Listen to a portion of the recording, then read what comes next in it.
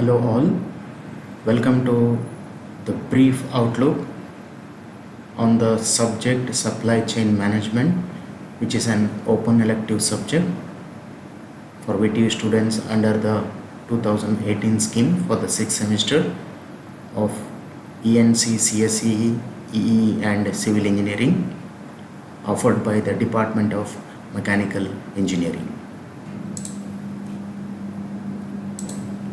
If we look at the scope of the subject, procurement, logistics and supply chain management are some of the fastest growing fields nationwide.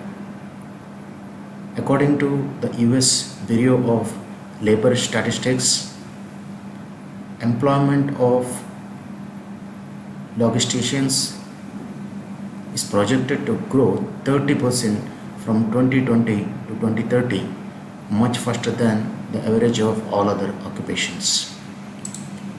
If we look at the definition of supply chain management, it is nothing but handling of the entire production flow of a product or a service, starting from the raw components all the way to delivering the final product to the consumer. It starts from the supplier, raw material, manufacturing, distribution, transportation, retail selling, then finally it reaches to the customer. In the module 1 of this subject, we discuss about the role of supply chain management in the economy and organization. We studied the basics such as the fundamentals of supply chain management, evolution, role, importance, decision phases, and then supplier, manufacturer, customer chain. In the second part, we discuss about the different strategy and performance measures, what are the different enablers and the drivers in the supply chain management. In the module 2, we discuss about the strategic sourcing and outsourcing. We discuss about make versus buy, market versus hierarchy, make versus buy continuum, then about the sourcing strategies. We also discuss about the impact of internet on the sourcing strategy, how to create world-class supply base, supply development, in the words worldwide sourcing and supply chain management. In the module 3, we mainly discuss about managing the material flow in supply chain management, warehouse management, stores management, systems, procedures, incoming materials control, then obsolete materials, surplus, scrap value analysis, then material handling, transportation and the traffic management we study in the first part of the module 3. In the second part, we discuss about the supply chain network distribution, network design, role, factors influencing the different options, value additions, then distribution strategies, models for facility location, capacity allocation, etc. In the module 4, we discuss about supply chain network optimization models and the impact of uncertainty on network design. We also discuss about the pricing and the revenue management in the supply chain management in module 4. Lastly, in the module 5, we discuss about the current trends in the supply chain management. Current trends are nothing but innovations. How supply chain integration is done, restructuring and mapping is done, how information technology is used in supply chain management, e-business in supply chain management.